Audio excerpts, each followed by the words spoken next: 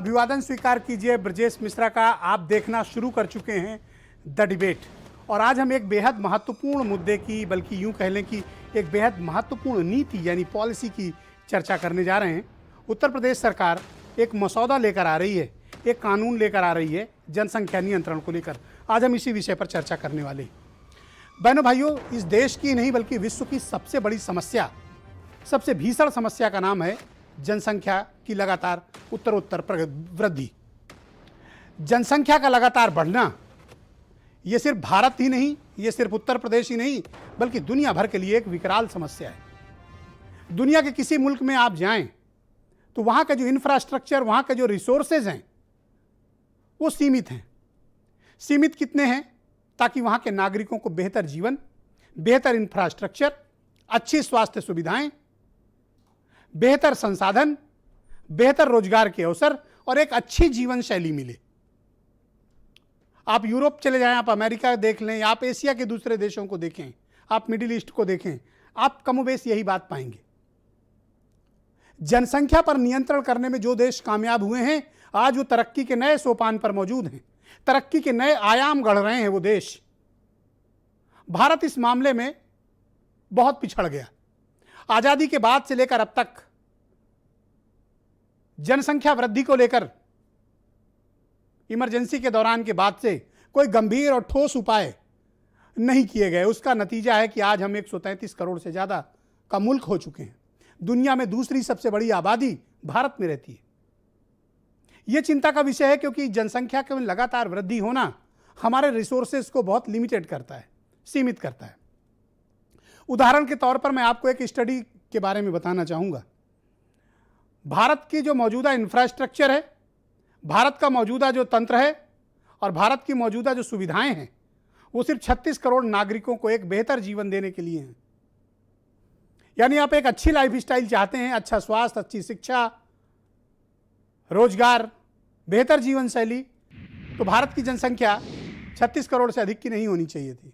पर हम हैं कितने? 133 करोड़, हो सकता है इससे भी ज्यादा। तो बढ़ती हुई आबादी के हिसाब से हम अपने रिसोर्सेज को नहीं बढ़ा पाए। अगर आप रिसोर्सेज बढ़ा लेते, इंफ्रास्ट्रक्चर बढ़ा लेते, तो आज जिन चुनौतियों का सामना हमको करना पड़ रहा है, हम उन चुनौतियों का सामना करने से बच जाते।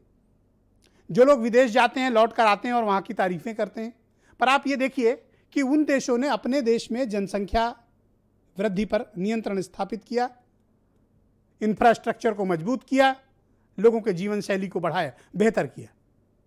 भारत को भी इस पर ठोस काम करने की जरूरत है। जनसंख्या वृद्धि सिर्फ किसी एक राज्य का मसला नहीं है, यह एक राष्ट्रव्यापी मसला है, यह एक नेशनल इशू है और यह एक बेहद गंभीर और जटिल विषय है। यह एक बेहद सीरियस सामाजिक कंसर्न है और हमें इस मुद्दे को अफरा तफरी में नहीं छोड़ देना चाहिए, सिर्फ चुनावी दृष्टिकोण से देखकर नहीं छोड़ देना चाहिए। इस विषय को बहुत ही गंभीरता से हमें एड्रेस करने की जरूरत है ताकि हम इस बढ़ती हुई आबादी से उपजी हुई समस्याओं का निदान प्राप्त कर सकें। हमें समस्या से समाधान की ओर बढ़ना होगा, न कि हमें समस्या को और विकट करना होगा, न हमें समस्या को चुनावी दृष्टिकोण से मोड़ना होगा। यह ध्यान भटकाना होगा। अगर उद्देश्य राजनीतिक है, उद्देश्य चुनावी है, तो अगर उद्देश्य साफ है, नीतियां स्पष्ट हैं, तो सिर्फ उत्तर प्रदेश ही क्यों, पूरे देश के लिए एक राष्ट्रव्यापी नीति बननी चाहिए। उस राष्ट्रव्यापी नीति में हम जनसंख्या पर नियंत्रण कैसे स्थापित करें। आने वाले वक्त में हमारी हालत चीन जैसी ना हो कि वहां एक बड़ी आबादी बुजुर्ग हो गई, बूढ़ी हो गई, अब वहां जवान लोगों की कमी है। भारत यंग लोगों की कंट्री है, जवान लोगों का देश है। हमें उस अनुपात को भी नियंत्रित करना होगा। पर यह कोई 5 साल 10 साल रहने वाली सरकारों के बस की बात नहीं है। इसके लिए लॉन्ग टर्म विजन चाहिए, ऑल पार्टी सपोर्ट चाहिए। देश में सरकारें किसी की भी आए जाएं, अगले 20 साल के लिए भारत को अपनी जनसंख्या नीति के बारे में एक मसौदा तैयार करना होगा।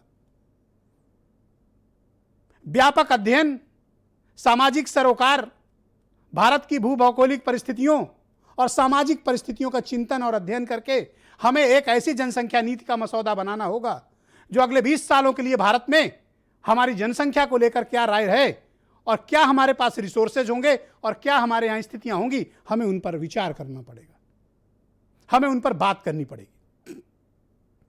आज मैंने ये डिबेट इसलिए आयोजित की है क्योंकि उत्तर प्रदेश सरकार जनसंख्या नीति को लेकर एक ड्राफ्ट तैयार किया है। अभी इस पर चर्चा चल रही है। लॉ कमीशन ने इसको वेबसाइट पर डाल दिया है, जहां कई प्रकार के प्रावधान किए गए हैं कि जिसके 2 से ज़्यादा बच्चे होंगे वो नगर पालिका के चुनाव नहीं लड़ सकता है, उसको सरकारी नौकरी नहीं मिलेगी, सरकारी सुविधाएं नहीं मिलेंगी। पर मुझे लगता है इसके बजाय हमें इसका पहले व्यापक अध्ययन करना चाहिए कि हम इसको नियंत्रण कैसे करें। और सिर्फ उत्तर प्रदेश ही नहीं, बल्कि उत्तर प्रदेश को केंद्र सरकार से कंसल्ट करके देश के लिए एक नीति तैयार होनी चाहिए।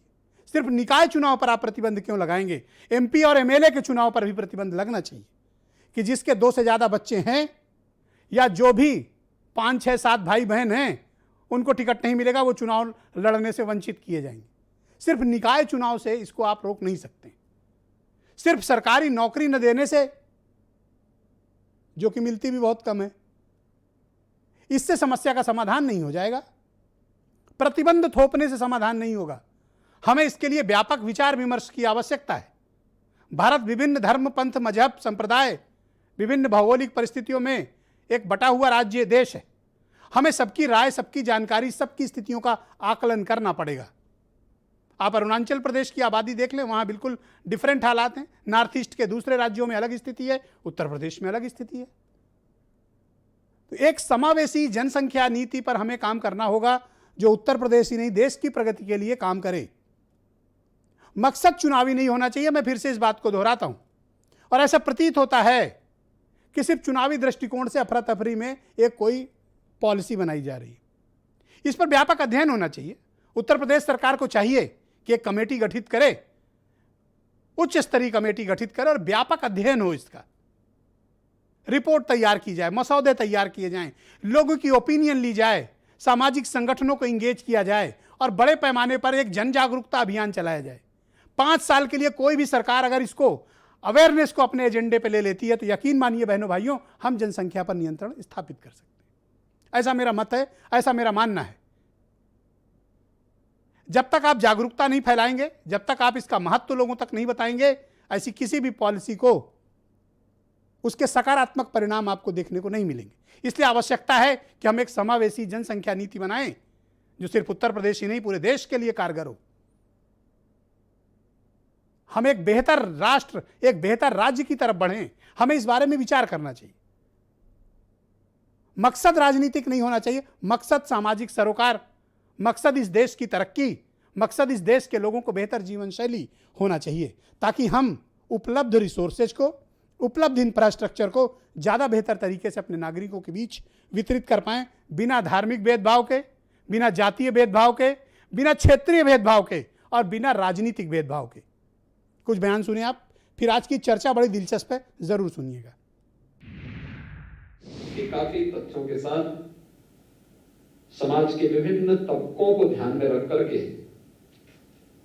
इस जनसंख्या नीति को लागू करने का कार्य आज प्रदेश सरकार कर रही है। कानून लागू होने के 1 साल तक कोई व्यक्ति 2 बच्चों की जनसंख्या सीमित रखता है तो उस व्यक्ति को तमाम प्रकार की सुविधाएं राज्य सरकार की ओर से दी जाएंगी। जनसंख्या स्थिर करनी है तो 2.1 का रेट चाहिए, माने 2 बच्चे चाहिए। 1 बच्चा होने पर जनसंख्या घटती है। स्थिर करना मंजूर है, घटाना मंजूर नहीं। पहले तो मांग मैं ये करता हूं कि अगर ये बिल लाया जाए तो पूरे हिंदुस्तान में लाया जाए। रही बात उत्तर प्रदेश में, जो ये टाइमिंग है चुनाव में लाने के लिए, मुझे लगता है ये टाइमिंग खतरनाक है और ये टाइमिंग एक चुनावी सोची समझी राजनीति है। जनसंख्या नियंत्रण के लिए अगर आप सिर्फ कानून बना करके कोई उसका उपाय करेंगे, ये सभी ठीक से संभव नहीं है। ये सबसे बड़ी चीज है कि जब महिलाएं पूरे तौर पर पढ़ी रहेंगी तो इतनी जागृति आती है, इतना कॉन्शसनेस होता है कि अपने आप प्रजनन दर घटेगा। तो आज की चर्चा बहुत दिलचस्प है और मुझे लगता है कि उत्तर प्रदेश के 24 करोड़ लोगों के लिए ये एक बेहद महत्वपूर्ण परिचर्चा है। आलोक अवस्थी मेरे साथ हैं, भारतीय जनता पार्टी के प्रवक्ता, नावेद सिद्दीकी समाजवादी पार्टी से हैं, दीपक वाजपेयी आम आदमी पार्टी से हैं, उमाशंकर पांडे कांग्रेस से हैं, मतीन खान मुस्लिम लीग के अध्यक्ष हैं और शिशिर चतुर्वेदी प्रवक्ता हैं हिंदू महासभा के, और वीरेंद्र सिंह जी हमारे स्टेट हेड। बहुत स्वागत और बहुत धन्यवाद कि इस बेहद महत्वपूर्ण मसले पर आप सब महानुभावों ने अपना कीमती वक्त निकाला। आलोक अवस्थी जी, आरोप ये लग रहे हैं कि 4.5 साल की हुकूमत के बाद अब जब चुनाव नज़दीक आया है तब उत्तर प्रदेश की आपकी सरकार, पार्टी की, आपकी बीजेपी की सरकार जनसंख्या नीति को लेकर एक ड्राफ्ट तैयार कर रही है। अगर आप सीरियस होते, आपका सामाजिक कंसर्न होता, तो ये काम आप पहले कर लिए होते। आरोप ये लग रहे हैं कि इसका राजनीतिक और चुनावी लाभ लेने के दृष्टिकोण से भारतीय जनता पार्टी के नेतृत्व वाली सरकार ये जनसंख्या नीति का मसौदा तैयार कर रही है। ब्रजेश जी, सर्वप्रथम तो आपको नमस्कार। बहुत दिनों बाद आपके साथ बैठ रहा हूँ। और जहाँ तक कि आपने बात कही कि इसको हम चुनाव से ठीक पहले ला रहे हैं, देखिए ये समस्या देश में क्या प्रदेश की सबसे ज़्यादा है। उसके पीछे मैं कुछ एक दो आंकड़ों को ले जाऊँगा। आप बहुत विद्वान एडिटर हैं आप, और बाकी आपके सारे प्रवक्ता भी अच्छे बैठे हुए हैं। आप सोचिए, आज भारत की प्रजनन दर 382 है और उत्तर प्रदेश की प्रजनन दर जो है, जो आपका घनत्व है जो 1 किलोमीटर वर्ग किलोमीटर में अगर हम मानते हैं जी, तो 382 जो है 1 वर्ग किलोमीटर में भारत का है परसेंटेज। और जो है अगर आप उसको उत्तर प्रदेश में देखेंगे, उत्तर प्रदेश में 828 है। तो अब आप बताइए, हम भारत से आगे कितना हम भारत की उसको हम बढ़ा रहे हैं, उसको क्या कहते हैं, प्रजनन दर हमारे यहाँ 2.7 है इस समय और 2.2 भारत की है। तो अगर हम अभी से नहीं चेतेंगे तो हमारे पास खाद्यान्न की भी दिक्कत होगी, हमारे पास रोजगार की भी दिक्कत होगी, हमारे पास नौकरियों की भी दिक्कत होगी, हमारे पास संसाधनों की भी जो है कमियां होंगी। सीधी सी बात यह है कि बढ़ती जनसंख्या भारत के विकास में बाधक होती है। और भारत का सबसे बड़ा प्रदेश चूंकि उत्तर प्रदेश है, और कितनी असमानता है, मैंने आपको दो आंकड़े बताए हैं, उससे आपको स्वयं आंखें खुल जाएंगी कि ये होना क्यों जरूरी है। सरकार ने आने से के बाद से ही राज्य विधिक आयोग को इसके लिए कहा था। राज्य विधिक आयोग ही इसको जो है रिकमेंड करता है। उन्होंने हमको अभी रिकमेंडेशन दी है। अभी इसमें ऐसा नहीं है कि इसमें कोई निर्णय हो गया है। 19 जुलाई तक जो है आपत्तियां मांगी गई हैं। विभिन्न पार्टियां, आलोक जी, समाज के लोग टाइमिंग को इसमें लेकर आपत्तियां सवाल दर्ज कर रहे है हैं कि आपने उसके बाद टाइमिंग सरकार ऐसी के पास चुनी है कि लाया उत्तर जाएगा। प्रदेश में विधानसभा के चुनाव कुछ महीने के बाद होने जा रहे हैं। ब्रजेश जी, हमारे को 5 साल के लिए सत्ता दी है जनता ने, और भारी बहुमत से दी है, 325 सीटें देकर के दी है विधानसभा में। और हमारा एक एक दिन जनता की सेवा के लिए है, उसके लिए कोई टाइमिंग नहीं होती। जनता की सेवा में तो अगर अंतिम दिन भी अगर हमको मौका मिलेगा और जनता की सेवा के लिए कोई बड़ा कदम उठाना होगा तो भारतीय जनता पार्टी उठाएगी। हमारे घर में अगर आग लगी है तो हम बाल्टी लेकर तुरंत पहले पानी से बुझाएंगे। हम फायर ब्रिगेड का इंतजार नहीं करेंगे जब वो पर ये आग आज नहीं लगी ना, ये आग तो बहुत पहले से लगी है। आपने ये आग आज देखी, ये महत्वपूर्ण है। देखिए ब्रजेश जी, आप देख रहे हैं बयान, अभी प्रदेश के अंदर आतंकवादी पकड़े गए हैं, लोग कह रहे टाइमिंग गलत है। अरे भाई, देश में आतंकवादियों को पकड़ना, उनको बम विस्फोट करने से रोकना ज्यादा जरूरी है या हम टाइमिंग का इंतजार करें कि जाकर बम फोड़ दें? अखिलेश यादव ने तो आज जो है कमाल कर दिया। उन्होंने कहा हमको पुलिस पे भरोसा नहीं है। तो यह साफ साफ यह है कि जिनको आतंकवादियों को छोड़ने का अनुभव रहा हो, आतंकवादियों के समर्थन में खड़े रहने का अनुभव रहा हो, हमें उन्हें सजा दिलाने का अनुभव है। हमने जो बम विस्फोट, तो मैं ऐसा करता हूं, आपके मित्र नावेद सिद्दीकी को कनेक्ट करता हूं। आजीवन सजा कराई है जिन्होंने। समाजवादी पार्टी के प्रवक्ता हैं नावेद सिद्दीकी, मुझे ज्वाइन कर चुके हैं। नावेद जी, बहुत स्वागत आपका। कंधार छोड़ के आई थी आतंकवादियों को। नो प्लीज दीपक जी, पहले चरण में कोई किसी को टोका टाकी नहीं करेगा। मैं सबसे अनुरोध कर रहा हूं, कृपया संयम अनुशासन बनाए रखें। नावेद सिद्दीकी जी, बारी आपकी है। जनसंख्या नीति लेकर आ रही है उत्तर प्रदेश की भारतीय जनता पार्टी की नेतृत्व वाली सरकार, आप इससे सहमत हैं, असहमत हैं, या आपको लगता है कि इसका कोई राजनीतिक इस्तेमाल है? Naved ji, go ahead. ब्रजेश भाई, बहुत बहुत शुक्रिया, आज आपके साथ बहुत दिन बाद बैठ रहे हैं। देखिए, ऐसा है कि ये जो टाइमिंग की बात हो रही है, तो टाइमिंग की बात हम ये कहेंगे कि ये बिल लाने से और ये खाली ड्राफ्ट करने से, अभी तो योगी जी ने जो ये चीज लेकर के आए हैं, इससे इन्होंने साफ ये पहली चीज कबूल कर लिया है। कबूल यानी एक्सेप्ट कर लिया है कि हम डेवलपमेंट नहीं कर पाए, विकास नहीं कर पाए उत्तर प्रदेश का, नंबर 1। क्योंकि इन्होंने 2 दिन पहले अभी ये बात कही थी कि जनसंख्या जो है वो बाधा होती है विकास में, और विकास में बाधा रही, ये आदरणीय योगी जी ने कहा था। अब आप ये बताइए, यानी कि इन्होंने सबसे पहली चीज, जो जितने आपके इस वक्त लाखों करोड़ों दर्शक हैं और भारत समाचार के सब बहुत बड़े फैन हैं, ये मैं बता दूं, सब इसको बहुत बैठ करके इंतजार करते हैं, लोग देख रहे हैं। तो लोग ये समझ लें कि इन्होंने ये एक्सेप्ट कर लिया कि हमने विकास नहीं किया, डेवलपमेंट नहीं किया, यानी कि विकास सिर्फ एक शख्स ने किया जी, जो इनसे पहले था, इन्होंने कबूल कर लिया। अगर इनको जनसंख्या के बारे में इतनी ही मेरा नॉलेज थी, फोकस आपके जाहिर है इतनी जनसंख्या बात- नीति पर है। आप इससे सहमत हैं, असहमत हैं? ये राजनीतिक है, ये चुनावी एजेंडा है, आपका मत क्या है? देखिए, ये चुनावी एजेंडा है, साफ साफ ये चुनावी एजेंडा है। ये सारी चीजें जो हैं जिस तरह लाए गए हैं, ये इन्होंने कोशिश की है कि हम ये चीज लेकर के आ रहे हैं ब्रजेश जी। इनको मालूम है कि ये अब बॉल को जो है इन्होंने जनता के कोर्ट में डाल दिया और जनता के ऊपर छोड़ दिया कि विकास तो हम करते, डेवलपमेंट तो हम करते, लेकिन आपकी वजह से नहीं कर पाए क्योंकि आप जनसंख्या नहीं रोक पाए। आप जो है जनसंख्या उत्तर प्रदेश की बढ़ाए जा रहे हैं, तो हम नाकाम नहीं। आलोक जी, मैं टाइम दूंगा आपको, आप इन्होंने सबका सवाल नोट करके रखिए जी। ऑलराइट, जस्ट कंप्लीट ये कीजिए लोगों को नावेद कह भाई। दिया। जी, ये इन्होंने लोगों को कह दिया कि आपकी वजह से ही जो हम नहीं कर पाए, ये आपकी वजह से, ये सारी चीज। ऑलराइट, दीपक वाजपेयी ये आज कुछ एक- जल्दी में बार बार उंगली उठा रहे हैं। दीपक वाजपेयी, मैं आपसे जानना चाहता हूं, नई जनसंख्या नीति लागू होने जा रही है, ड्राफ्ट मसौदा वेबसाइट पे मौजूद है। जनसंख्या की समस्या, जनसंख्या वृद्धि सिर्फ उत्तर प्रदेश ही नहीं, पूरे देश की सबसे बड़ी समस्या है, साउथ एशिया की सबसे बड़ी प्रॉब्लम है, पूरे दुनिया की समस्या है। क्या आपको लगता है कि उस सही वक्त पर एड्रेस की जा रही है या इसका कोई राजनीतिक मकसद है? देखिए, ये तो बहुत जो जनसंख्या को लेकर चिंता है, वो मुझे लगता है कि बहुत बड़ी चिंता है और सच में देश को एक जनसंख्या नीति की आवश्यकता है यहाँ। लेकिन मेरी सही चिंता ये, मेरे पास 4 बयान रखे हैं, जिनमें एक सुनील भराला जी जो खुद योगी सरकार के मंत्री हैं, उनका कहना हर हिंदू को कम से कम 3 बच्चे पैदा करने चाहिए। दत्तात्रेय होसबोले जी, जिनको आप जानते हैं संघ के टॉप फंक्शनरी हैं, उनका बयान है कि हर हिंदू को कम से कम 4 बच्चे पैदा करने चाहिए।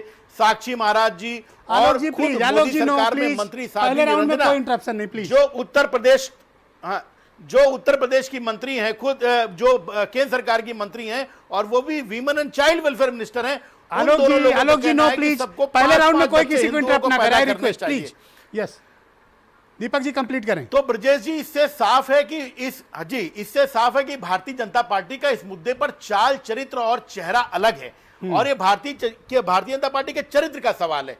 ये कहते हैं आतंकवादियों के बड़े खिलाफ है, ये अकेली सरकार है देश में जो आतंकवादियों को कंधार तक छोड़ने का शर्मसार काम जिन्होंने किया था। ये पूरी हिंदू मुस्लिम पॉलिटिक्स करते हैं, पर मुस्लिम लीग के साथ मिलकर सरकार इन्होंने बनाई। कश्मीर बनकर राग अलग है, पर पीडीपी के साथ सरकार बनाई। पर या किन प्रावधान पर आपको एतराज है?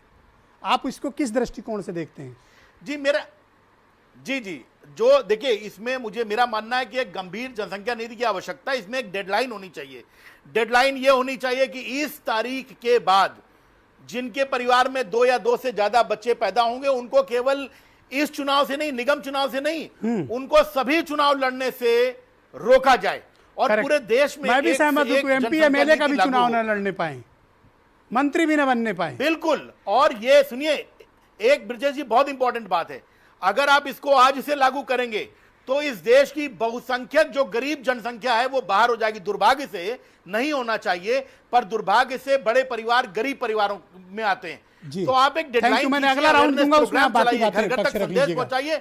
बहुत शुक्रिया दीपक जी। उमाशंकर पांडे मुझे ज्वाइन कर चुके हैं, कांग्रेस के प्रवक्ता हैं। उमाशंकर जी, नई जनसंख्या नीति आ रही है, क्या कांग्रेस उसका स्वागत करेगी या उसका विरोध करेगी? आपकी राय क्या है इसको लेकर? और ब्रजेश जी, भारतीय जनता पार्टी चुनावी मोड में हमेशा रहती है और हमारे विरोध से या हमारे समर्थन से इनके ऊपर कुछ फर्क नहीं पड़ने वाला है, क्योंकि इनकी तयशुदा पॉलिसीज होती हैं कि कैसे धार्मिक ध्रुवीकरण के आधार पर सत्ता की राजनीतिक रोटी पाई जाए।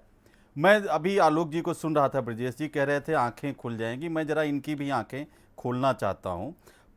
ये जो जनसंख्या नियंत्रण की बातें हैं, परिवार नियोजन की बातें, मैं उसका थोड़ा सा संक्षिप्त इतिहास 60 में बता दूं कि 1550 ईसा पूर्व में मिस्र में एवर्स पेपाइरस और 1850 ईसा पूर्व में काहुन पेपाइरस के समय से ये जनसंख्या नियंत्रण की कोशिशें चल रही हैं। अगर मैं भारत की बात करूं ब्रजेश जी, तो 1949 में पहली बार परिवार नियोजन का गठन पंडित जवाहरलाल नेहरू जी के नेतृत्व में हुआ। 1952 में परिवार नियोजन को लागू किया गया। 1966 में इंदिरा गांधी जी ने पहली बार इसका अलग से विभाग बनाया और 75 में। मैं आप पर कोई इसका इल्जाम नहीं थोप रहा हूं, मैं तो कह रहा हूं कि हम एक देश के रूप में जनसंख्या नियंत्रण में विफल रहे हैं।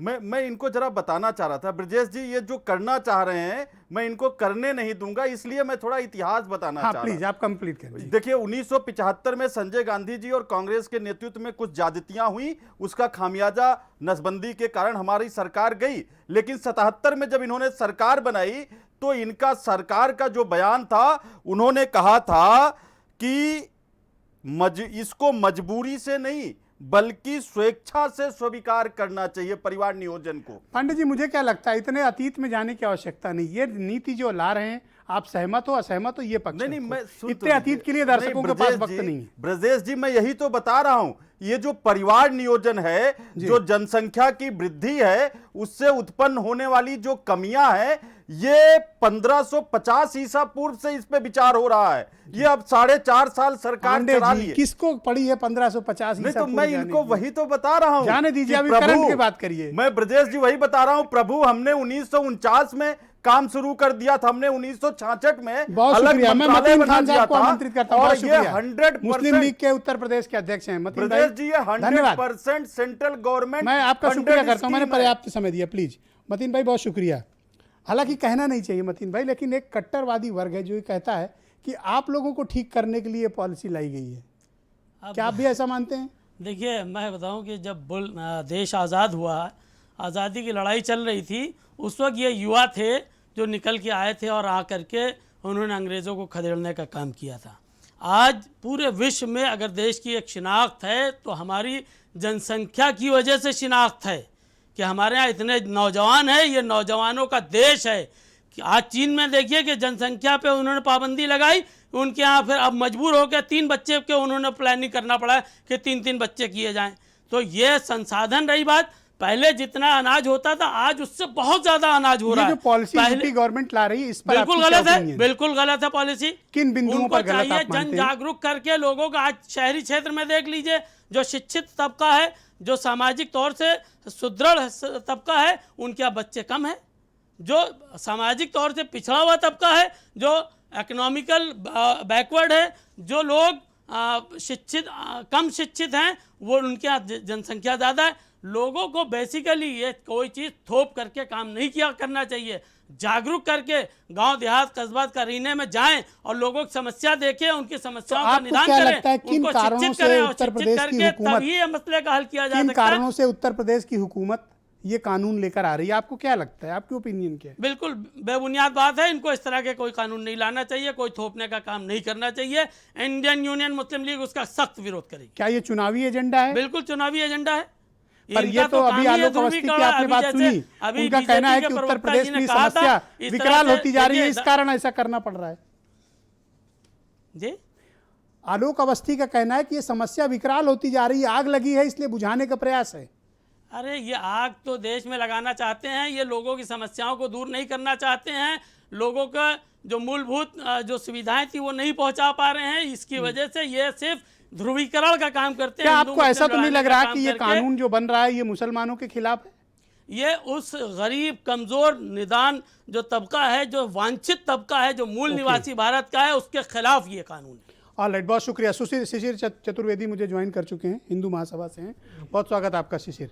अभी मेरे हाथ में एक पत्र मौजूद है, ये विश्व हिंदू परिषद के अंतर्राष्ट्रीय अध्यक्ष आलोक कुमार जी का पत्र है। इन्होंने स्टेट लॉ कमीशन के चेयरमैन को ये पत्र भेजा है, जिसमें ये जो पॉपुलेशन पॉलिसी यूपी गवर्नमेंट ला रही है उसमें कई बिंदुओं का इन्होंने विरोध किया और पत्र भी लिखा है। तो क्या विश्व हिंदू परिषद और हिंदू महासभा इस कानून के खिलाफ हैं जो यूपी सरकार ला रही? हिंदू महासभा देश का सबसे पुराना हिंदुओं की बात उठाने वाला संगठन है, जिससे आरएसएस, भाजपा, जनसंघ आई। आपको मैं बताना चाहता हूं, पहले तो पॉइंट वाइज ये कानून जो है पूरे देश में लागू होना चाहिए, ना कि केवल उत्तर प्रदेश में। दूसरी बात, इस कानून को दंडात्मक कार्रवाइयों पे बल देना चाहिए, दंड अधिक देना, इसमें दंड पे जोर देना चाहिए। आप किस तरह का दंड देना चाहते हैं? दंड जो कड़े प्रावधान जितने अधिक से अधिक हो सके वो होने चाहिए। मतलब आप कैसे दंडित करना चाहते हो? दंडित जो आपकी हसरत क्या है जी, किस तरह दंडित करना चाहते हो? जो ये जो उपहार जैसी स्थिति है, ये जो दे रहे हैं, उसकी जगह दंडात्मक सजाएं कठोर कैसे मतलब 3 बच्चे पैदा हो तो जेल डाल दो, ये कहना चाहते हो? जेल ही जो जैसे भी वो लॉ कमीशन उस पर वो करे, दंडात्मक कार्रवाई कड़ी से कड़ी हो जाए, इस पे आना चाहिए। दूसरी चीज, MP MLA और सारे जितने भी चुनाव होते हैं सब पे समान रूप से पाबंदी उसमें लगाई जाए। चौथी बात, अगर इसको कंट्रोल नहीं किया तो लखनऊ के जो नवाब हैं, लखनऊ का जो नवाब था वो 365 बीबी रखता था और उसके आज नाती पोते रिक्शा चला रहे हैं। अगर जनसंख्या विस्फोट होगी वो इसी तरीके से होगी। ये जो प्रावधान आया है, मेरे हिसाब से एक व्यक्ति 7 बीबी और 18 बच्चे रखेगा तो जनसंख्या विस्फोट वहां से होता है। तो मेरे हिसाब से ये सीधा सीधा इस तरीके के प्रावधानों को रोकने की जरूरत है और इस पे भी देखने की जरूरत है। पर विश्व हिंदू परिषद आपकी राय से सहमत नहीं है। आलोक कुमार जी का पत्र कुछ और कहता है, उन्होंने कड़ा प्रतिरोध दर्ज कराया है। जी, मेरा कहना है एक पति हिंदू महासभा का अस्तित्व कितना बड़ा है, बहुत छोटा है आप लोगों। विश्व हिंदू परिषद हिंदुओं को रिप्रेजेंट करने वाली संस्था है, आप कौन है? हम हिंदू महासभा देश के सबसे पुराने संगठन है और हमारा पूरे देश का कहना ही है कि एक पति के साथ 7 बीबी और 18 बच्चों की स्थिति ना हो तो इस 7 बीबी वाला मसला खत्म हो। और एक सबसे अहम बात ब्रजेश भाई, आखिरी, इस कानून से ज्यादा जरूरी ये है कि ये एक पति और 7 बीबी वाले जो हैं, इनके 18 बच्चे जो सड़कों को कब्जा करते हैं, सार्वजनिक स्थानों को कब्जा करते हैं, ग्राम सभाओं की जमीनों को कब्जा करते हैं, इस पे पहले कानून आना चाहिए क्योंकि इनको आपके आरक्षण से नहीं मतलब है, इनको सरकारी नौकरियों से नहीं मतलब। धन्यवाद। मैं आलोक अवस्थी के पास वापिस चलता हूँ। आलोक जी, अगर उत्तर प्रदेश सरकार को लगता है कि एक बेहद ज़रूरी मसला है, बेहद गंभीर मामला है, तो 4.5 साल आप ये बताइए और दर्शकों को बताइए कि आपने कितनी जागरूकता अभियान चलाए सरकार ने, आपकी पार्टी ने, और कितने कार्यक्रम आपने चलाए जहां पर जनसंख्या नियंत्रण के लिए आपने लोगों को प्रोत्साहित किया, उनको जागरूक किया, उनके बीच गए।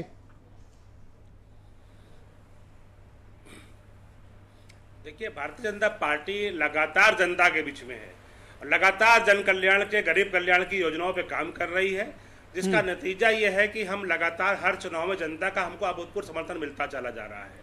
आपने देखा होगा कि 2014 के लोकसभा चुनाव को ले लीजिए, 2019 के लोकसभा चुनाव को ले लीजिए, 5 साल के हमारे काम किए हुए पे नरेंद्र मोदी जी को अधिक से अधिक सीटें मिली, अधिक वोट मिला, पहले से ज़्यादा सीटें मिली। हमने जनता बीच में अगर काम नहीं किया होता तो हम इतना सीटें जीत कर नहीं आते। वही सपा को ले लीजिए, पहले लड़ी थी 5 सीटों पर गई थी, आप मेरे सवाल को घुमा गए, लेकर लड़ी, आप बड़े होशियार प्रवक्ता हैं, मेरे मूल सवाल को ही आप घुमा गए। मैंने आपसे ये पूछा कि जागरूकता अभियान कितना चलाया जनसंख्या नियंत्रण के लिए, आपसे उपलब्धि थोड़ी पूछी मैंने। ब्रजेश जी, लगातार जन जागरण किया जा रहा है। हमारे दो तो कांग्रेस भी चलाती थी, लेकिन कांग्रेस ने क्या किया था 1975 में, जो पांडे जी आज थोड़ा डिफेंसिव हो गए, जबरन नसबंदी कराई। उस बोझ से वो इतना दबे हुए हैं कि उन्होंने जाकर के में वो ईसापुर चले गए। तो मेरा साफ साफ कहना है, हम जनता के बीच में हैं, हम जनता के बीच में आज 40 लाख गरीब लोगों को मकान दे चुके हैं। समाजवादी पार्टी तो मात्र 6000 मकान भी नहीं दे पाई थी, आज 2 करोड़ 16 लाख। मैं फिर सवाल दोहरा रहा हूँ आलोक जी, आप मेरे सवाल को कहीं और लेके चले जाते हैं। मैं फिर पूछ रहा हूँ, जनसंख्या नियंत्रण को लेकर आपकी पार्टी या सरकार ने जागरूकता का कितना अभियान चलाया? 138 दंगे हुए थे समाजवादी पार्टी सरकार में। कितना अभियान चलाया आपने? मैंने बताया ना आपको, जागरूकता अभियान लगातार चल रहा है, पिछले 4 सालों से चल रहा है और आगे भी चलता रहेगा। जनता को जागरूक करना, जनता को शिक्षित करना, साफ साफ एक इसको जो है जनसंख्या नियंत्रण को मजहब की बात क्यों लोग करने लगते हैं जी। शफीकुर रहमान बर्क ने क्या कह दिया कि जो है तो अल्लाह के देन पर जो रुकावट लगा रहे हैं। सिर्फ ये बता दें, समाजवादी पार्टी मतीन भाई प्लीज बीच में नहीं बोलिए, सबको अपनी अपनी बारी बोलनी है। उन्होंने ये बात बीच में कोई नहीं बोला। ने खंडन क्यों नहीं किया उस बात का? कांग्रेस के बड़े नेता सलमान खुर्शीद, उन्होंने कहा जायज और नाजायज औलादों की पहले गिनती कर ली जाए। तो कांग्रेस को तो इसका अनुभव है कि नाजायज औलादें कितनी होती हैं, तो उन्होंने वो अपनी बात मुझे लगता है अपमानजनक टिप्पणियों से बचना चाहिए। नो प्लीज, अपमानजनक टिप्पणियों से बचिए। प्लीज हम उसको खोलना नहीं चाहते। Thank you. इस तरह की बातें नहीं चलेंगी। वीरेंद्र जी को लाया जाए डिबेट पर। थैंक यू, शुक्रिया। नो कोई व्यक्तिगत और अपमानजनक बातें नहीं होंगी। No thank you, Virendra ji को लाया जाए स्क्रीन पर। Thank you Alok ji, thank you Virendra ji को लाया जाए। बीरेन जी, नई जनसंख्या नीति लेकर उत्तर प्रदेश की सरकार आ रही है, मसौदा स्टेट लॉ कमीशन की वेबसाइट पे आ गया है। आपका क्या अनुमान है और आपकी क्या राजनीतिक समझ कहती है कि ये किस मकसद से लाया गया है? क्या सरकार वाकई में सीरियस है या फिर ये राजनीतिक हथकंडा है उत्तर प्रदेश की असेंबली इलेक्शन में जाने के लिए?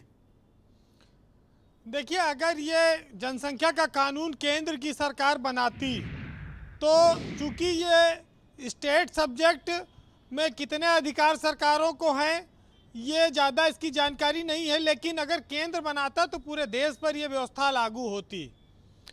जनसंख्या एक बहुत बड़ी समस्या है, इसमें कोई दो राय नहीं है। कोई भी सरकार हो उसको इस पर कानून लाए और देश के सभी राजनीतिक दलों को इसका समर्थन करना चाहिए। हम आप अपने बच्चों के स्कूलों में एडमिशन कराने के लिए जाते हैं तो लंबी भीड़ पाते हैं, अस्पताल में जाते हैं बिस्तर नहीं पाते हैं, रेलवे में और बसों में तमाम जगह पर आपको पहले से आरक्षण कराना पड़ता है, रिजर्वेशन, तब आपको सीटें मिलती। तो जिस देश में भीड़ से पूरा पृथ्वी चरमरा रही हो उस देश में अगर जनसंख्या नियंत्रण की कोई बात आई है तो इसमें टाइमिंग पर जाएं या भविष्य की समस्या देखें। अगर आज हम इसको अवसर मान लें तो हम कहते हैं ये अवसर ही सही, लेकिन हमारे भविष्य को सुधारने और संवारने के लिए ये बड़ा कदम है।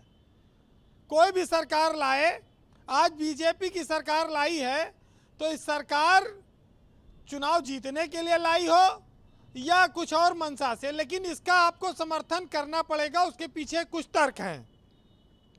अभी बात आई कि साहब आप जागरूकता क्यों नहीं चलाते हैं और उसकी वजह उससे कंट्रोल करिए लोगों को समझा बुझाकर।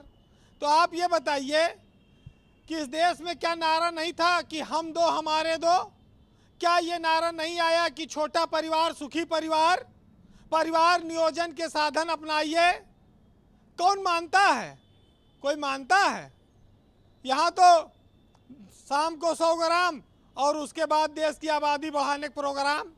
तो जब इस देश में कोई मान ही नहीं रहा है तो सरकार को ही कुछ कड़े कदम उठा लेने चाहिए, ठोस कदम उठा दे।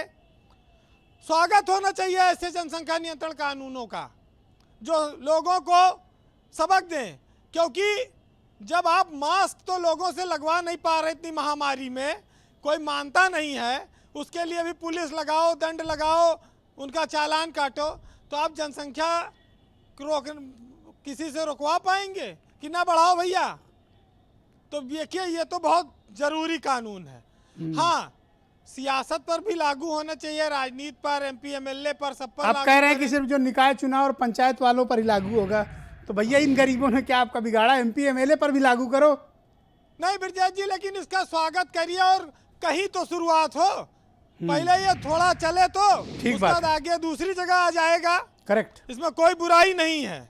और ये बहुत इसके लिए कोई सरकार ने सोचा तो इस विषय में, अब वो मुसलमान ना घबराएं। मुसलमान तो 20% है आबादी में, 80% तो हिंदू है।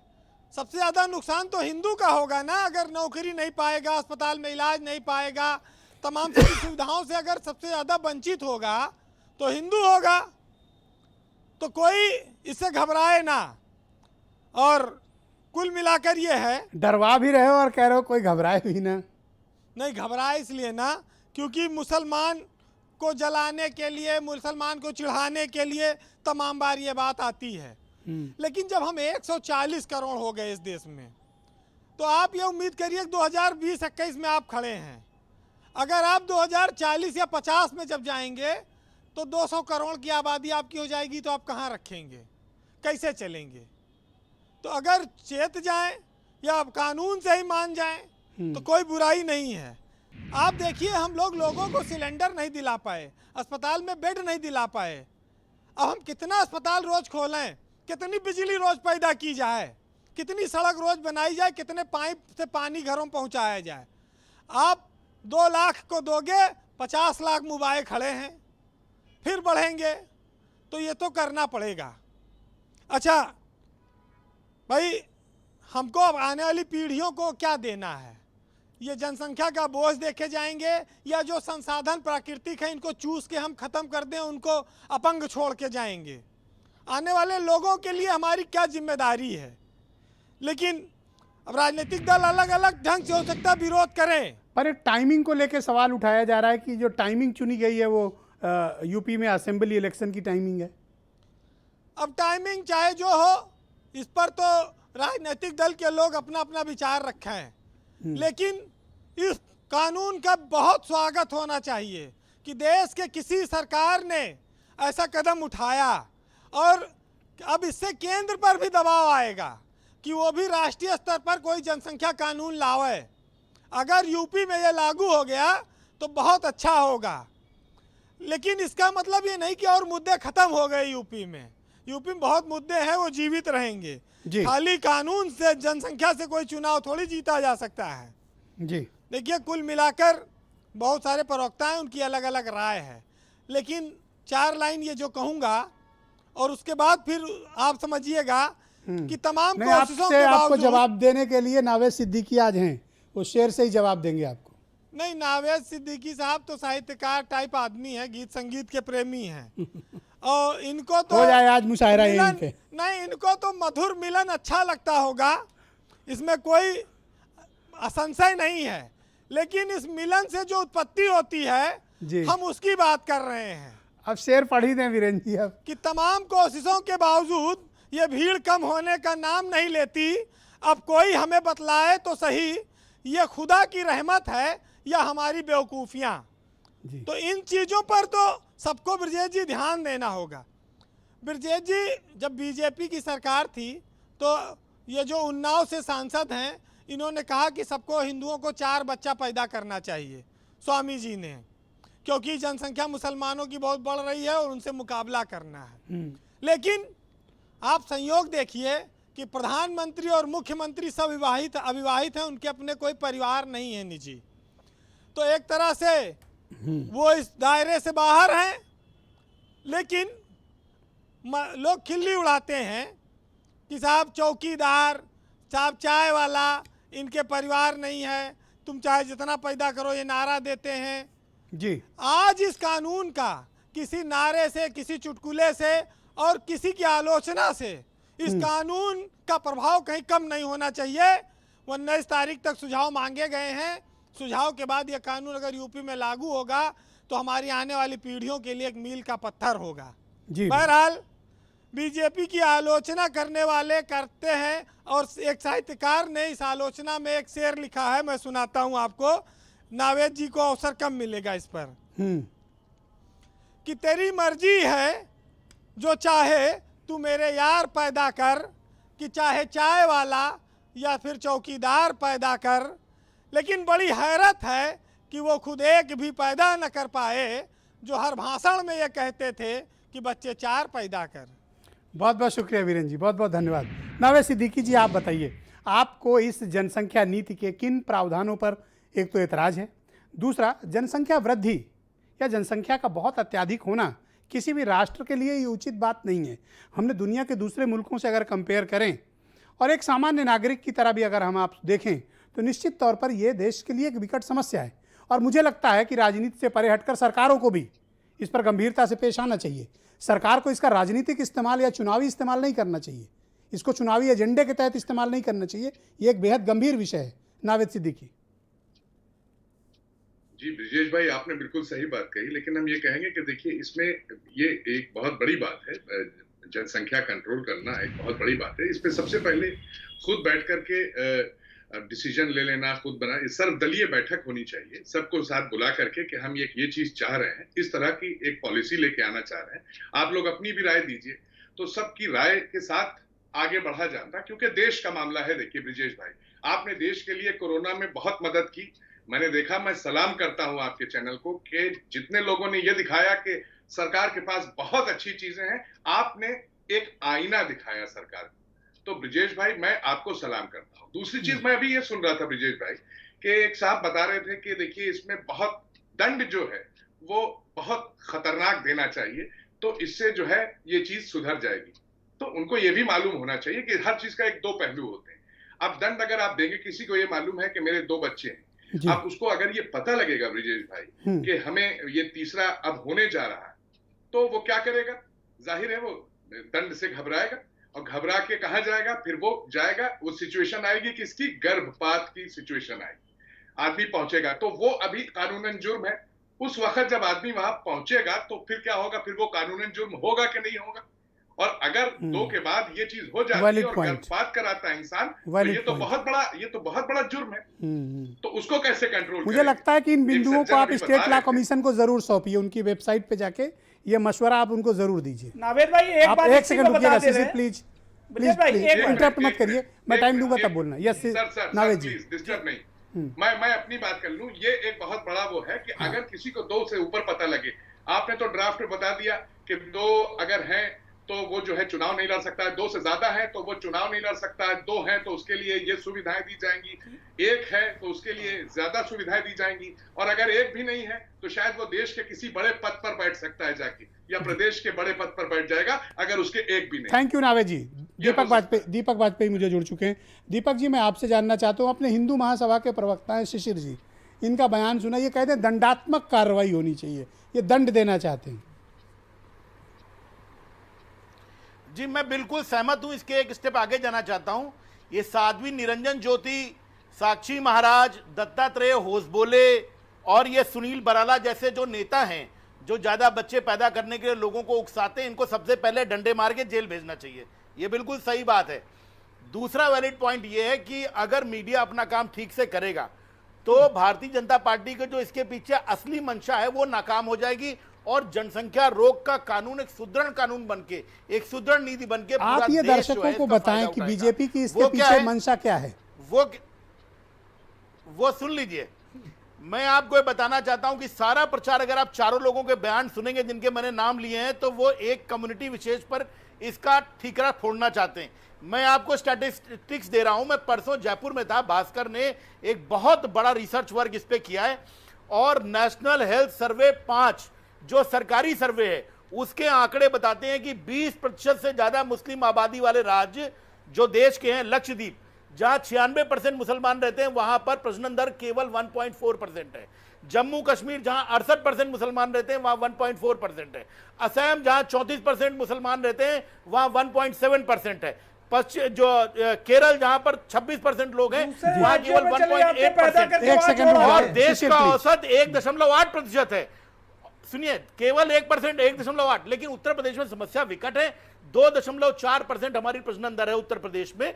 तो इसको किसी धर्म संप्रदाय से अगर जोड़ने का कुप्रयास भारतीय जनता पार्टी करे तो मीडिया को यह अवेयरनेस कैंपेन चलाना चाहिए। Thank you. एक बहुत बड़ा सवाल यह है, इस कानून में हमको ब्रजेश जी एक बहुत इंपॉर्टेंट पॉइंट है वहां कि हम लोगों को कुछ इस पर विचार करना चाहिए कि अगर मेडिकल, जिसको कहते हैं मेडिकल टर्मिनेशन ऑफ प्रेगनेंसीज, एमटीपीज की संख्या बढ़ती है लाखों में, तो इससे महिलाओं का स्वास्थ्य बहुत बुरी तरह प्रभावित। मैं आपसे भी यही अपील करूंगा कि स्टेट लॉ कमीशन की वेबसाइट जाइए और वहां पर अपने इस ओपिनियन को आप जरूर पोस्ट करें, ताकि नीति बनते वक्त फिर ये ना कहे सरकार कि हमें ये प्रकरण की जानकारी नहीं थी। मैं आप सबको सजेस्ट करूंगा, बल्कि उत्तर प्रदेश के करोड़ों लोगों को मैं कहूंगा कि आप अपनी ओपिनियन दर्ज कराएं कि इस पॉलिसी को लेकर भारत की, उत्तर प्रदेश की जनता की ओपिनियन क्या है। उमाशंकर जी, ऐसा क्यों कहा जा रहा है कि एक धर्म विशेष, एक जाति विशेष के लिए इस प्रकार के कानून लाए जा रहे हैं? आपको ऐसा अंदेशा क्यों है, और आपको क्यों लगता है कि बीजेपी इसको चुनावी एजेंडे के तौर पर इस्तेमाल कर रही है? देखिए ब्रजेश जी, 4.5 साल की असफलताओं को अगर देख लिया जाए तो अपने आप स्पष्ट हो जाता है कि भारतीय जनता पार्टी ये चाहती है कि उत्तर प्रदेश के चुनाव एक बार फिर से धार्मिक ध्रुवीकरण के आधार पर हों, क्योंकि इनके पास दूसरा रास्ता नहीं है। इसलिए मैं आपके दर्शकों को जरूर ये कहना चाहता हूं कि आगे आने वाले तमाम विषयों पर ध्यान रखें। वो ध्यान भारतीय जनता पार्टी की तरफ से हिंदू मुस्लिम विषयों पर केंद्रित होंगे, केंद्रित किए जाएंगे। आपका चैनल इस मामले में नहीं रहता, लेकिन तमाम चैनल ऐसे हैं। आप देखिए, धुआंधार बैटिंग भारतीय जनता पार्टी की तरफ से हो रही है। पांडे जी, मैंने अपना ठेका लिया, मैंने दूसरों को ठेका नहीं लिया। दूसरा जो करने करें, अपन यहाँ जिस बात करने आए आप पॉइंट पे रहो। हाँ, दूसरे जो कर रहे हैं उनको करने दो, उनको अपन सीख देने नहीं आए। तो भारतीय जनता पार्टी का ये एजेंडा है, लेकिन भारतीय जनता पार्टी यहाँ पर मात खा जाएगी, क्योंकि उत्तर प्रदेश के किसी गांव के किसी भी सोसाइटी में चले जाइए, किसी भी जाति धर्म के परिवार में चले जाइए, हर जाति धर्म में, चाहे वो दलित वर्ग का हो, चाहे वो अपर कास्ट का हो, चाहे वो ओबीसी वर्ग का हो, आप देखेंगे सभी परिवारों में 2 से ज्यादा बच्चे। आपको ऐसा लगता है कि ध्यान भटकाने के दृष्टिकोण से इस प्रकार के तरह तरह के पॉलिसीज लाई जा रही हैं? नहीं नहीं, सिर्फ हिंदू मुस्लिम ध्रुवीकरण का इनका लक्ष्य है, उसी पर ये चुनाव लड़ना चाहते हैं, इसलिए ऐसा है। लेकिन जनसंख्या गरीबी से पर क्या इससे वो पर्पज सर्व हो रहा है बीजेपी का? नहीं, सॉल्व नहीं होगा, क्योंकि 2 से अधिक बच्चे तो सभी जाति धर्म के परिवारों में हैं। आप जब इस कानून को लागू करेंगे तो मुझे तो लगता है कि 90% परिवार उत्तर प्रदेश के प्रभावित हो जाएंगे। तो कौन भारतीय जनता पार्टी के साथ खड़ा हो जाएगा, ये लागू करके देख लें। हर वो ब्राह्मण का परिवार हो, तो आप क्यों परेशान हो पांडे जी? आपको तो बैठे बैठाए घर पे लाभ मिलेगा फिर तो। हम बिल्कुल नहीं परेशान है ब्रजेश जी, आप देखिए मैं जरा भी परेशान लग रहा हूं क्या? बल्कि तो ये लागू करें ना, मैं तो कह रहा हूं। ये जहां राशन बंद करेंगे, वो दलित और वो गरीब परिवार का आदमी राशन लेने जाएगा और वो कोटेदार कह देगा कि भैया आपके 2 से अधिक बच्चे हैं, राशन नहीं मिलेगा। तो उसी समय इनको जो है जो आशीर्वाद मिलेगा वो आप उसकी मतीन भाई, alright, thank you. Mateen Ahmed, आप मुझे बताइए कि क्या इसका राजनीतिक इस्तेमाल करना चाहती है मौजूदा हुकूमत? आपको ऐसा प्रतीत होता है? जी बिल्कुल, ये सिर्फ कारण क्या है, आपको ऐसा क्यों प्रतीत होता है? भाई ये सिर्फ राजनीति। भाई हम बता रहे हैं कि बीजेपी के जो 56 MP हैं उनके 2 से ज़्यादा बच्चे हैं, 3-4 बच्चे हैं इस तरह से। तो कहाँ हैं ये लोग? बेसिकली ये जो कानून ला करके इस तरह का जो काम कर रहे हैं, ये महिलाओं के खिलाफ है। क्योंकि जो बच्चे, जो अभी वीरेंद्र जी ने कहा था, जो एक पाव लेकर के जाएगा और जा करके बीवी से मिलेगा, उसके बाद में 2 बच्चे के बाद तीसरा बच्चा होगा, तो तीसरे बच्चे के लिए क्या करेंगे? यानी कि आगे जैसे ही ये पता चलेगा, आप देखें कि चाइना में प्रैक्टिकल हुआ। चाइना में जब प्रेसिडेंट की उन्होंने पाबंदी लगाई तो वहां पर गर्भपात कितने होने लगे? मतीन जी, आप बताओ की तादाद में गर्भपात हुए, औरतों की बहुत तबाह बर्बाद हो गई। एक सवाल ब्रजेश भाई, ये बीजेपी के प्रवक्ता आलोक अवस्थी जी हैं, अगर किसी का एक बच्चा है और उसके बाद में वो मियाँ बीवी मिलते हैं और अगर वो जुड़वा बच्चा उनके हो जाता है तो क्या करेंगे उसको? नहीं, जुड़वा के लिए प्रावधान है, मैंने ड्राफ्ट पढ़ा है। अगर जुड़वा होते हैं तो उसको एक में ही काउंट वो करेंगे। नहीं तो ड्राफ्ट में एक प्रावधान दिया हुआ है। के अलावा जब लोग अवेयर नहीं होंगे, गांव गिराव कस्बात करिया में जब लोग अवेयर नहीं है इस बात से, और आप एक बात बच्चे हो गए। एक बड़ा लॉजिकल सवाल है, आप इस बात से तो सहमत हो कि ज्यादा आबादी किसी भी देश और राज्य के लिए उचित बात नहीं? नहीं, मैं समझता हूँ ज्यादा आबादी से इस देश के नौजवानों में नौजवान बने हुए नहीं, बूढ़ा हो जाता चीन की तरह। अगर आप चाहते हो कि आबादी यूं ही बढ़ती रहे? पूरा देश हो जाता। क्या आप ये चाहते हो कि आबादी यूं ही बढ़ती रहे? बिल्कुल, आबादी बढ़ती रहना चाहिए। आबादी को बढ़ने से देखिए, आज अमेरिका के अंदर देखिए टेक्निकल लेबर हमारे अमेरिका के अंदर है। मैं सहमत नहीं हूं, आबादी इस प्रकार नहीं बढ़ी, गलत। आप तमाम जगहों पर जाएं, जहां पर जा करके देखें कि यहाँ के युवा वहाँ पे किसी भी देश के लिए इस प्रकार की स्थिति ठीक नहीं है। शिशिर चतुर्वेदी, आप ऐसा क्यों प्रोजेक्ट करने की कोशिश कर रहे हैं कि सिर्फ एक धर्म विशेष के लोग ही जाति बढ़ा, जनसंख्या की वृद्धि कर रहे हैं? ऐसा लगता है कि आप एक घृणा का माहौल बनाना चाहते हैं, जबकि उत्तर प्रदेश सरकार का कहना है कि वो अच्छे इरादे से लेके आ रही है, लेकिन आप इसमें घृणा का बीज बो रहे हो। देखिए, सच्चाई बोलते हैं हम हिंदू महासभाई है, और योगी आदित्यनाथ जी को मैं धन्यवाद देना चाहता हूँ कि उन्होंने इस तरीके के बेहतर कानून ला रहे हैं। बहुत बहुत धन्यवाद है। इस कानून को एक छोटी सी बात से आप समझ लिए, जो शब्द वीरेंद्र जी हमको दे के गए थे अभी, मधुर मिलन, ये लखनऊ के नवाब के मधुर मिलनों का जो रूप है कि लखनऊ की सड़कों पे पंचर बनाने वाले, रिक्शा चलाने वाले, ये सब कौन है? इस्तेमाल ना करें, आप तथ्यात्मक बातें रखें। तथ्यात्मक बात है, जो उनके बच्चे आज वजीके ले रहे हैं, आज सरकार से वजीके ले रहे हैं और गाड़ी रिक्शा चला रहे हैं, तो जनसंख्या विस्फोट होगा तो यही स्थिति समाज की सभी की होगी। ये समानता से सरकार ला रही, सब पे लागू होगा। 20 सेकंड आलोक अवस्थी और उसके बाद 20 second Naved Siddiqui. Yes, go ahead Alok Awasthi ji. देखिए ब्रजेश जी, एक देश में एक माहौल बन गया है कि भारतीय जनता पार्टी जो भी देश हित में कार्य करेगी उसका सबको विरोध करना है। वो मोदी का विरोध करते करते देश का विरोध करने लगते हैं। इनके नेताओं को जो कह रहे हैं ज्यादा बच्चे पैदा करो, जिससे कि जो है देश के संसाधन पर दत्तात्रेय अपनी बारे में बात करिए।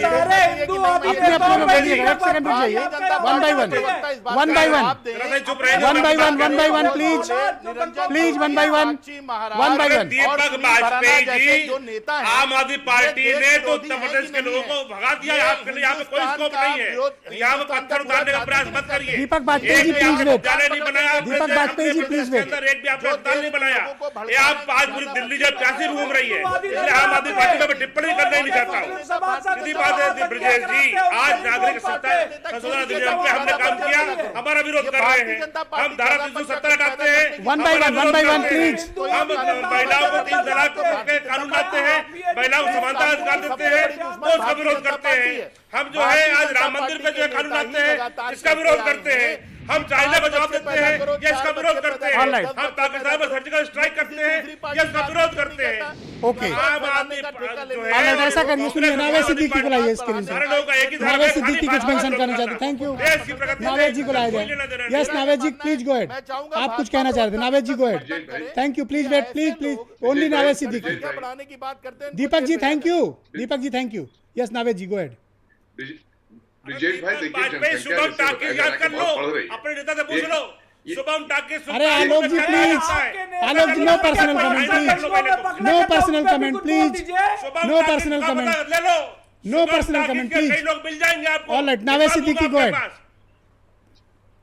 देखिए ऐसा है कि जनसंख्या अगर बढ़ती है तो कम भी होती है। ऐसा नहीं है कि जो नए लोग आते हैं, नए बच्चे जो दुनिया में आते हैं, सुन तो अरे ये पढ़े लिखे लोगों को बुलाइए। ब्रिजेश भाई नहीं, सब पढ़े लिखे सम्मानित हैं, मैं तो सबको समझा रहा हूँ। प्लीज एक गंभीर विषय को हम लोग लॉजिकल एंड तक ले जा रहे हैं, कृपया सहयोग करें। Yes Naved ji go head. Debate का मौजू बहुत अच्छा है, इसको भटकने न दें। देखिए ऐसा है, ये जो जनसंख्या बढ़ती है तो जाहिर है कुछ पुराने लोग जाते भी, अगर नए बच्चे आते हैं तो जाते हैं। जैसा कि कहा कि अभी एक साहब कह रहे थे कि जनसंख्या जैसे चल रही है बढ़ने दी, ठीक है, इनकी बात अलग है, लेकिन बनती है दुनिया कहीं तो मिटती जरूर है, और दीवार के उधर कोई बस्ती जरूर है। लेकिन अभी आपने शेर का जिक्र किया था, तो मैं चलते चलते, अगर कबीर आज की डेट में होते तो कबीर का दोहा ये होता कि हिंदू मुस्लिम पर ना बांटो, सबको समझो खास। हिंदू मुस्लिम पर ना बांटो, सबको समझो खास, और वर्षों से हम तरस गए, बाबा तुम कुछ ना कियो विकास। थैंक यू, बहुत बहुत शुक्रिया, आप सबका बहुत बहुत धन्यवाद। डिबेट ओवर, थैंक यू, बहुत बहुत धन्यवाद, बहुत बहुत शुक्रिया, बहुत बहुत धन्यवाद। बहनों भाइयों, आप सबका भी बहुत बहुत शुक्रिया। आज डिबेट को ख़त्म करने से पहले मैं आप सबको ये बताना चाहूँगा कि दुनिया भर में कोरोना वायरस ने एक बार फिर से दस्तक दी है। दुनिया के तमाम ऐसे मुल्क हैं, थाईलैंड से लेकर नीदरलैंड, कोलंबिया से लेकर इंडोनेशिया तक, रूस तक, कोरोना वायरस का संक्रमण बढ़ रहा है। और जो रिपोर्ट्स आ रही हैं डरावनी हैं, क्योंकि हॉस्पिटलाइजेशन के केसेस विदेशों में बढ़ रहे हैं। संकट हमारे बीच से गया नहीं है, बल्कि बढ़ रहा है। हमें अब बेहद सावधानी की आवश्यकता है।